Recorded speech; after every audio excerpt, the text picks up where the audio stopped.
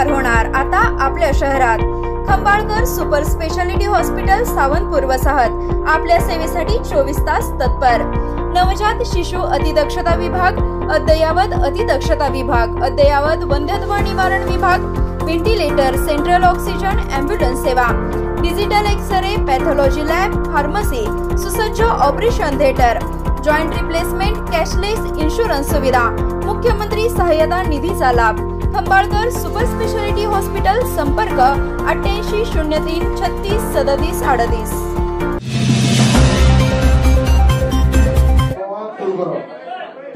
अशोक आजरोळकरांचं पण स्वागत आहे।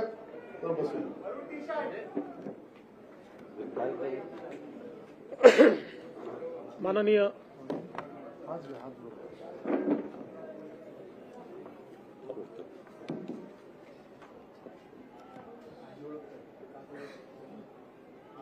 माननीय अध्यक्षजी, आज आमच्या सगळ्यांकरताच अतिशय आनंदाचा दिवस आहे की महाराष्ट्रातलं एक अतिशय ज्येष्ठ नेतृत्व, अनेक वर्ष महाराष्ट्र विधानसभा, देशाची लोकसभा ज्यांनी गाजवली, या गिरीश भाऊ इकडे मागे,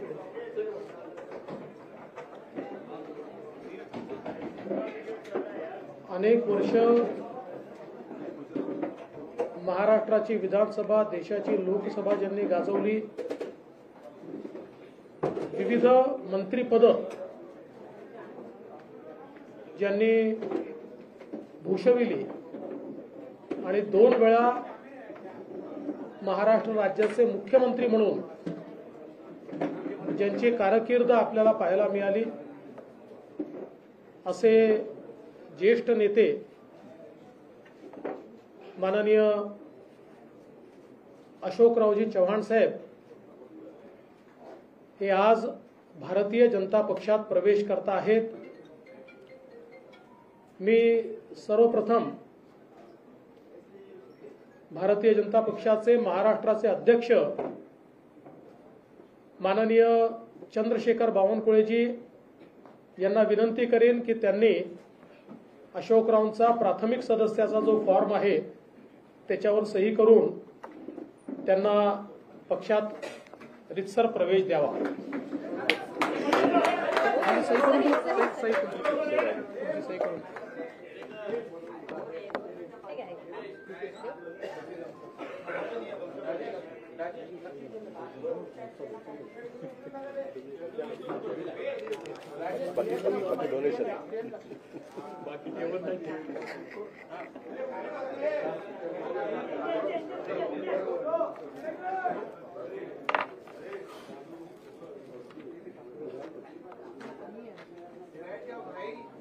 फी पक्षाची फी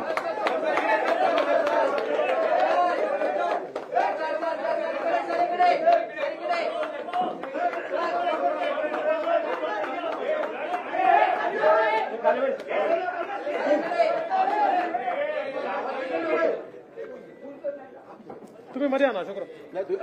नाही हे प्रवेश करा। भारतीय जनता पक्षाचा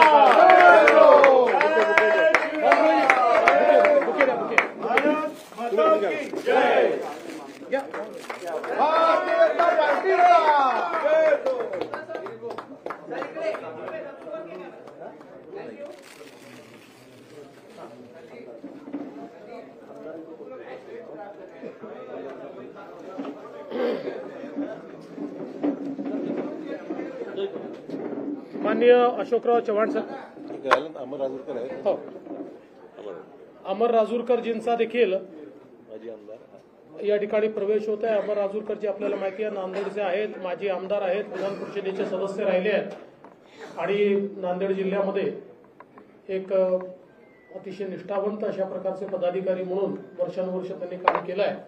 त्यांचा देखील या ठिकाणी प्रवेश होतोय।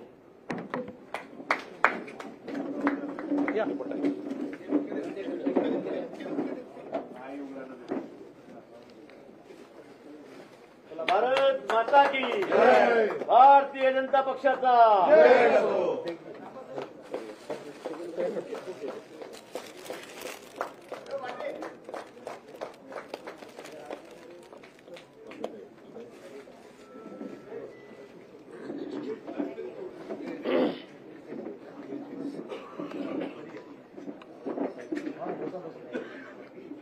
सर्वप्रथम मी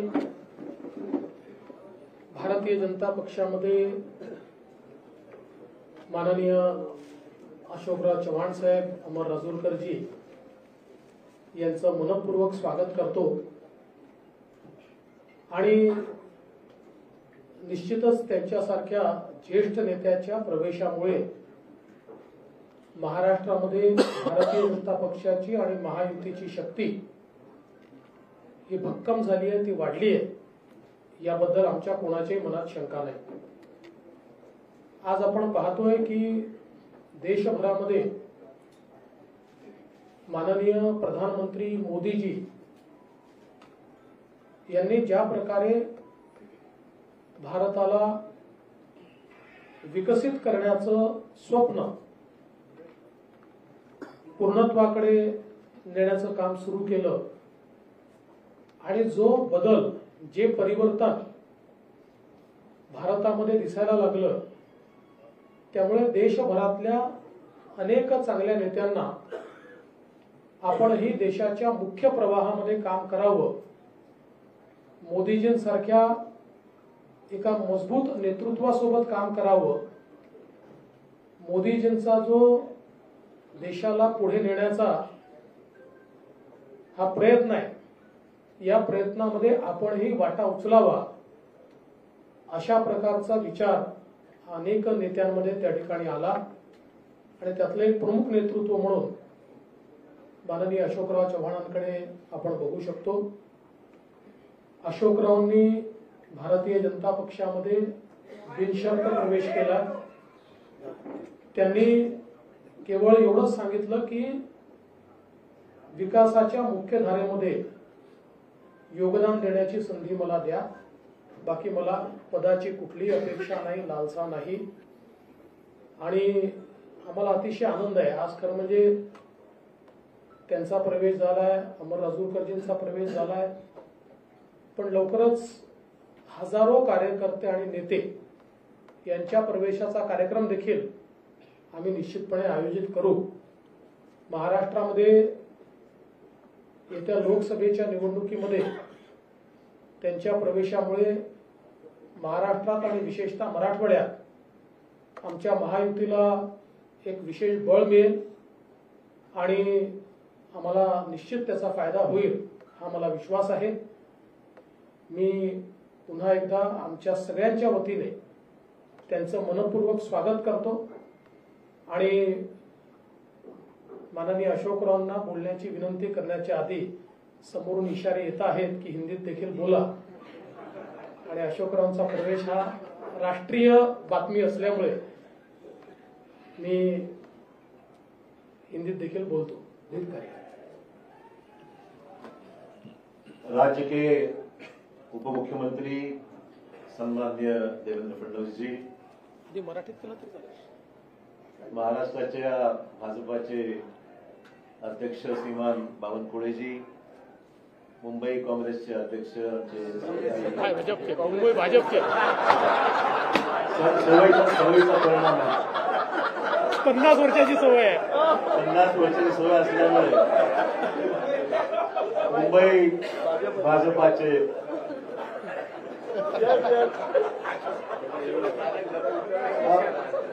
पहिली प्रेस कॉन्फरन्स भाजपाच्या कार्यालयामध्ये होत आहे. तेवढं थोडंसं मला एक्सक्यूज करा, आज पहिला दिवस आहे. कालच राजीनामा दिल्यामुळे एकदम स्विच ओव्हर थोडासा, परंतु आमचे मित्र भाजपाचे मुंबईचे अध्यक्ष आशिष शेलारजी, खासदार प्रताप पाटील, आमचे पालकमंत्री गिरीश महाजन, लातूरचे आमचे खासदारजी, ज्यांनी आमचे या ठिकाणी उपस्थित असलेले अमर राजूरकरजी आणि सर्व विधान परिषदेला आमचे नेते आणि सर्व आमचे सहकारी उपस्थित पत्रकार बंधू भगिनी आणि सहकारी मित्रांनो, सर्वप्रथम मी देशाचे प्रधानमंत्री श्री नरेंद्र मोदीजी, देशाचे गृहमंत्री अमित शाह साहेब, भाजपाचे राष्ट्रीय अध्यक्ष JP नड्डाजी, त्याचबरोबर उपमुख्यमंत्री देवेंद्र फडणवीसजी, बावनकुळेजी, आशिष शेलारजी आणि भाजपाचे असंख्य इथे चाहते ज्यांनी मनापासून मला माझ्यावर प्रेम केलं. म्हणजे आम्ही विरोधी पक्षात असताना सुद्धा, सत्तेमध्ये असताना सुद्धा महाराष्ट्राची एक वेगळी परंपरा राहिलेली आहे की एकमेकांविषयी असलेले आमचे संबंध राजकारणाच्या पलीकडे जाऊन सुद्धा आम्ही सर्वांनी एक दुसऱ्याला साथ दिलेली आहे. विकासात्मक कामासंदर्भामध्ये ही महाराष्ट्राची परंपरा राहिलेली आहे आणि त्यामुळे मला आज माझ्या आयुष्याची एक नवीन सुरुवात मी करत आहे असं मी निश्चित म्हणेन. इतके वर्ष मी गेल्या 38 वर्षाचा माझा हा राजकीय प्रवास हा मी आज बदल करत आहे आणि त्यातून आज भारतीय जनता पक्षाच्या या पक्षामध्ये प्रवेश करत आहे. प्रधानमंत्री नरेंद्र मोदी यांच्या नेतृत्वाखाली त्यांची ती स्फूर्ती घेऊन, त्यांची प्रेरणा घेऊन या देशामध्ये राज्यामध्ये चांगलं काम करता आलं पाहिजे, सकारात्मक भूमिका घेऊन पुढील वाटचाल आपल्याला करता आली पाहिजे आणि राज्याच्या देशाच्या प्रगतीमध्ये आपला हात आपण निश्चित योगदान दिलं पाहिजे. या प्रामाणिक भूमिकेतून मी आज या ठिकाणी आज पक्षामध्ये प्रवेश करत आहे. मला निश्चित सांगितलं पाहिजे की आजवर मी राजकीय क्षेत्रामध्ये, सामाजिक क्षेत्रामध्ये काम करत असताना एक सकारात्मक दृष्टिकोन, डेव्हलपमेंटल ऍटिट्यूड घेऊनच मी नेहमी पुढे राहिलेलो आहे. देवेंद्रजी विरोधी पक्ष नेते होते, मी मुख्यमंत्री होतो, तोही कालावधी त्यांनी अनुभवलेला, मी अनुभवलेला आहे आणि डेव्हलपमेंटल कामामध्ये नेहमी पॉझिटिव्ह भूमिका घेऊन आम्ही दुसऱ्याला साथ मी दिलेली आहे. आणि मलाही सुद्धा मला सांगितलं पाहिजे की विरोधी पक्षात असल्यामुळे सुद्धा कधी असं जाणवलं नाही. ठीक आहे, काही सरकारची तक्रारी होत्या, मान्य करेल, सरसकट सर्वांनाच काही समाधान असं म्हणणार नाही, परंतु न्याय जिल्ह्याला, मतदारसंघाला देण्यासंदर्भामध्ये देवेंद्रजींनी निश्चित आमच्यासाठी पॉझिटिव्ह भूमिका नेहमी घेतलेली आहे. असो, त्यामुळे जिथे मी राहिलेलो आहे त्या ठिकाणी मी भाजपवर प्रामाणिकपणे काम केलेलं आहे आणि मी आपल्याला ग्वाही देऊ इच्छितो की भाजपामध्ये आज प्रवेश घेत असताना तीच भूमिका घेऊन प्रामाणिकपणे भाजपामध्ये काम करेन. पक्षालाही कसं ताकद मिळेल, आगामी निवडणुकीमध्ये यश जास्तीत जास्त जागेवर महाराष्ट्रामध्ये, देशात मिळेलच, महाराष्ट्रामध्ये सुद्धा कशा पद्धतीने अधिकच्या जागा या भारतीय जनता पक्षाला मिळू शकतील या बाबतीमध्ये निश्चित माझ्याकडून जो माझा अनुभव आहे, जो प्रयत्न आहे, तो निश्चित माझ्याकडून होणार आहे. हे राजकारण हे एक सेवेचं माध्यम आहे आणि मला वाटतंय की मला कोणावरही व्यक्तिगत टीका टिप्पणी मी कालही स्पष्ट केलेलं आहे. मला ठीक आहे, पक्ष सोडल्यानंतर अनेक सहकारी त्याच्यामध्ये काही विरोधी बोलतात, कोणी टिप्पणी करते, काही लोकांनी समर्थन केलंय, विविध ज्याला आपण म्हणू की मतभिन्नता असू शकते. व्यक्तिगत स्वरूपाचे कुठले दोषारोप मी कोणावर केलेले नाहीत, करणार नाही. मी आजपासूनच इथे पॉझिटिव्ह कामाला लागलेलो आहे.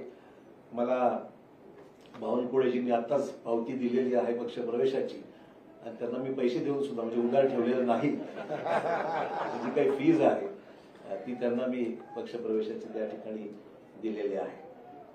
आपल्याला माहिती की प्रधानमंत्र्यांनी सबका साथ सबका विकास हे ब्रीदवाक्य घेऊन या देशामध्ये अनेक महत्वपूर्ण पैलू विकासाच्या संदर्भातले देशाभरात आपण पाहतोय की मोठ्या प्रमाणावर जे इम्प्रेस आम्ही झालेलो आहोत. आम्ही म्हणजे मला सांगायला हरकत नाही, आम्ही विरोधी पक्षात असताना सुद्धा कधीही व्यक्तिगत स्वरूपाचे दोषारोप एकमेकांवर कधी केले, मी तरी कोणावर केले नाही. आणि जे चांगलं काम झालं, आमच्या काळात जे चांगलं काम झालं त्याची प्रशंसा देवेंद्र भाऊंनी वेळोवेळी केली. आम्ही सुद्धा त्यांच्या विद्यमान सरकारमध्ये जे चांगलं काम होत आहे त्याची प्रशंसा आम्ही सुद्धा केलेली आहे. कधी वेळेवर आमच्यावर टीका होते की तुम्ही फार माइल्ड आहात, तुम्ही काही टीका विरोधी पक्षावर करत नाही किंवा सत्ताधारी पक्षावर करत नाही.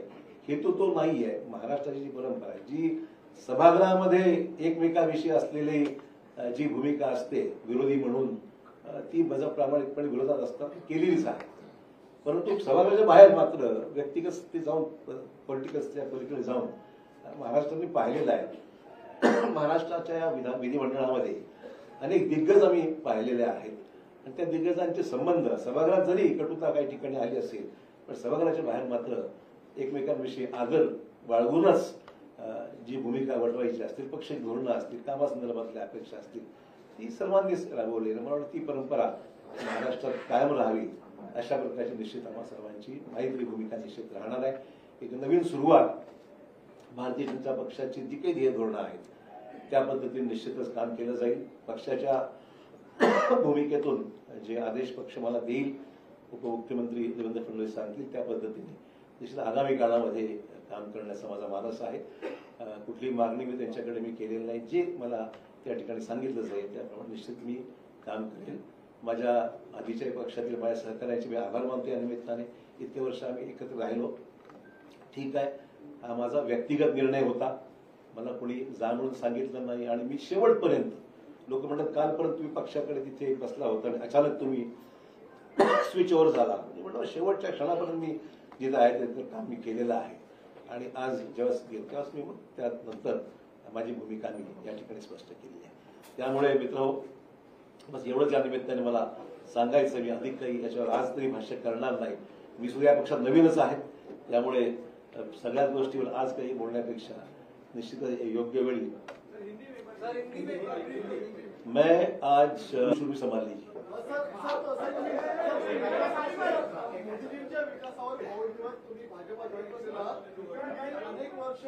अनेक वर्ष काँग्रेसमध्ये काम केलेले आहेत. अनेक आमदार ते देखील मोदींच्या विकासावर या ठिकाणी इम्प्रेस झाले असतील, तुमचे सहकारी असतील, ते सुद्धा भाजपा जॉईन करणार आहेत का? मला मुद्दाम सांगितलं पाहिजे, मी कोणालाही, हा माझा व्यक्तिगत डिसिजन होता, मी कोणालाही आमंत्रित किंवा निमंत्रित केलं नाही. बाकीचा विषय देवेंद्रजी आणि ते पाहतील काय करायचं. मी काही त्याच्यामध्ये खरं सांगतो.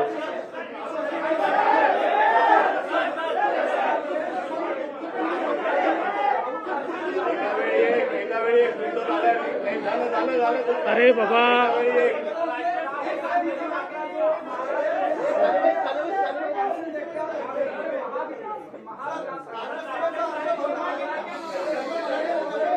राज्यसभेचा अर्ज भरणार आहेत का?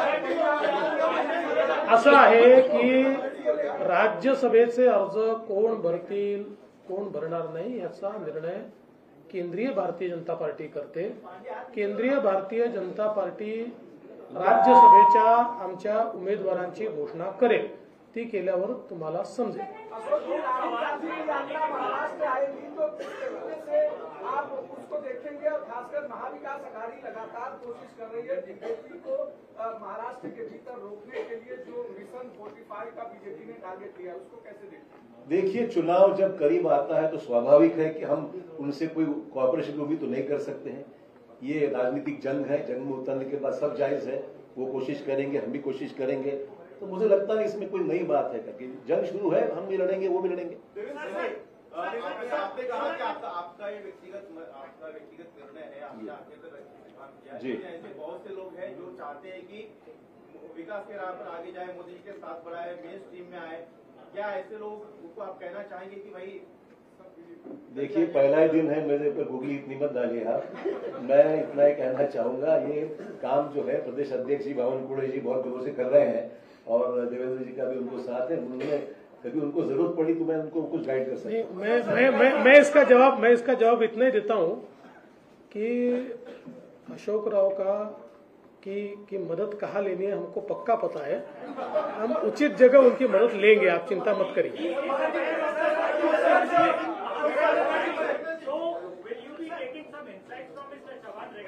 100%. देखिए, उनका केवल महाविकास आघाड़ी ने उनका एक प्रदीर्घ अनुभव रहा है, तो उनके अनुभव का यानी पॉलिटिकल अनुभव का भी और एडमिनिस्ट्रेटिव अनुभव का भी फायदा लेंगे.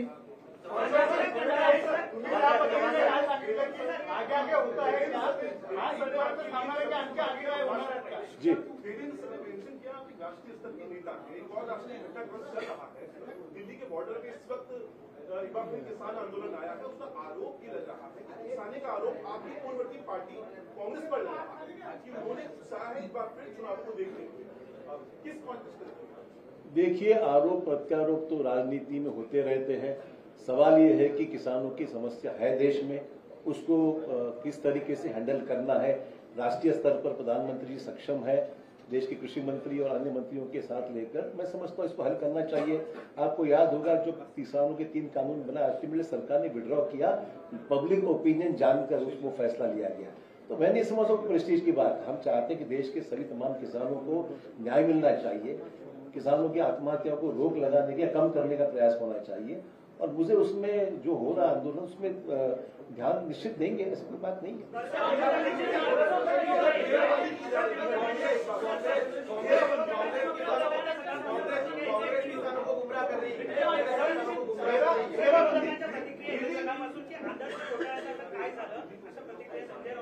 हा उशीर आला प्रश्न, पहिलाच यायला पाहिजे, असं आहे काय?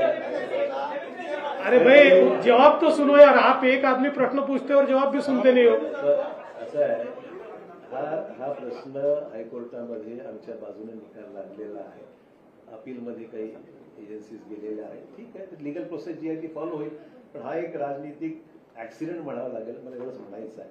आणि I face enough of that, मला वाटतं की फार काही चिंतेचा विषय वाटत नाही।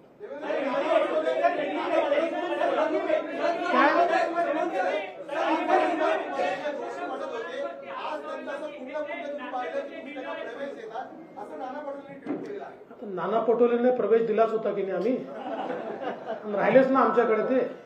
आता त्यांची सवय आहे, ते एका ठिकाणी टिकूच शकत नाही, कुठल्या एका पदावर टिकू शकत नाही। आता त्यांना अध्यक्ष बनवलं होतं ते सोडून गेले, त्यामुळे फार गांभीर्याने ते घेऊ नका, ते जे सांगतात।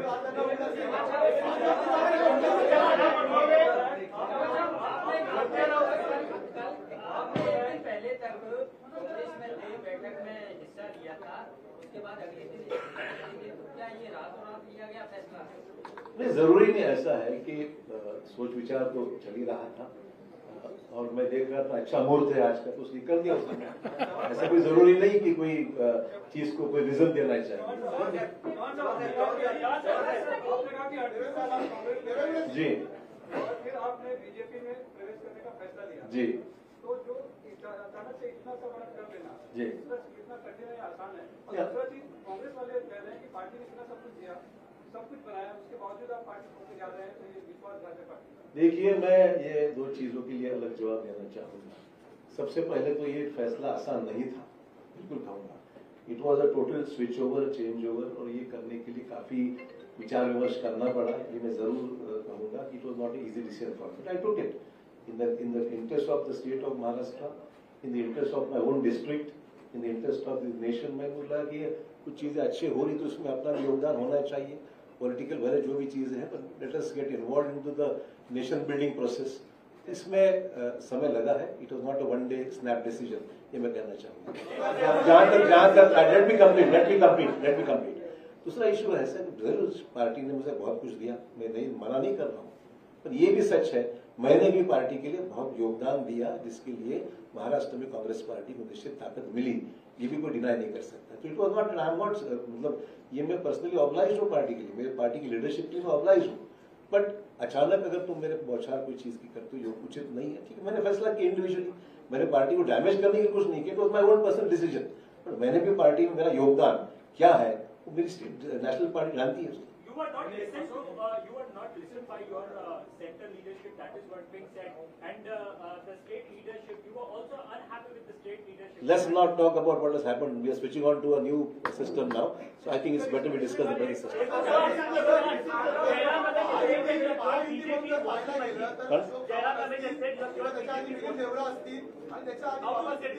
तीन मोठे नेते आहेत ज्याच्या 2-3 पिढ्या काँग्रेसमध्ये होत्या, त्यांना आता महायुतीमध्ये प्रवेश केला आहे, ही परंपरा राखली।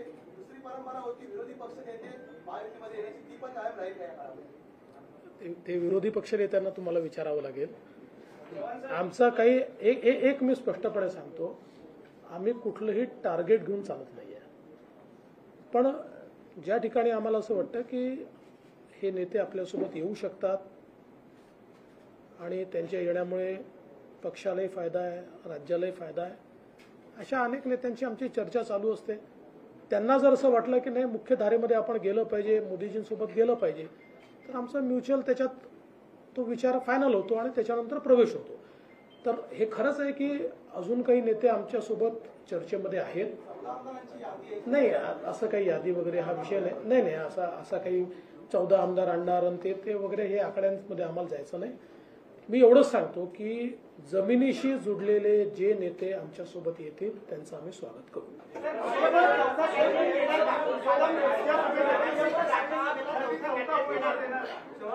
त्या संदर्भात आमचे प्रदेश अध्यक्ष सगळ्यांशी चर्चा करून निर्णय करतील.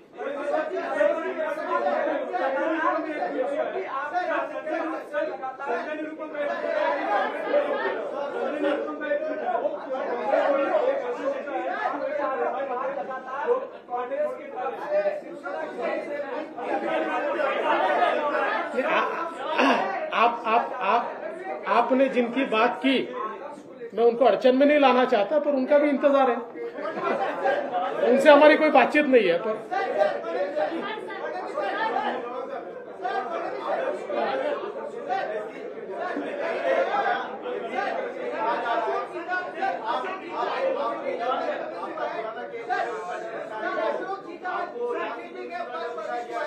अशोक जी का क्या रोल होगा कि आपको महाराष्ट्र बीजेपी तय करेगी या केंद्र सरकार तय करेगी? क्योंकि अपने आप में बड़ा नाम आपने कहा कि बड़ा नाम. देखिए, अशोक चौहान जी 2 बार महाराष्ट्र के मुख्यमंत्री रह चुके हैं, इसलिए उनका रोल क्या होगा इस बारे में केंद्र सरकार के केंद्रीय बीजेपी के साथ चर्चा करके हम तय करेंगे. क्योंकि अशोक जी का भारतीय जनता पार्टी में आना ये राज्य के लिए तो एक बहुत मजबूती की बात है ही, पर उनका जो कद है वो एक नेशनल स्टेचर का कद है, इसलिए केंद्रीय बीजेपी से बात होकर ही इसका फैसला किया जाएगा.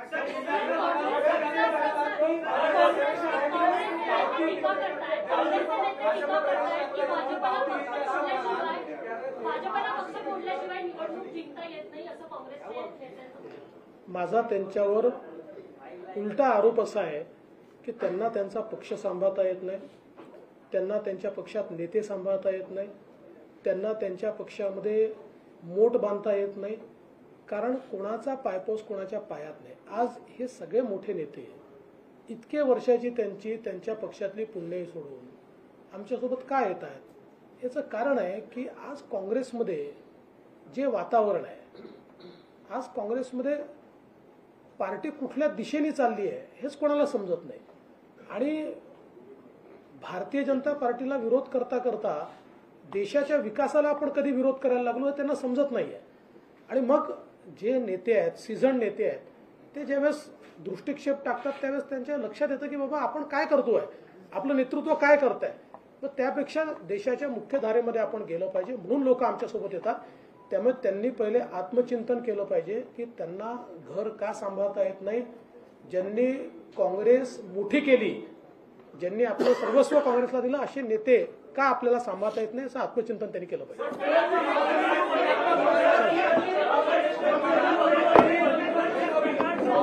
सगळ्यांचे खूप खूप धन्यवाद.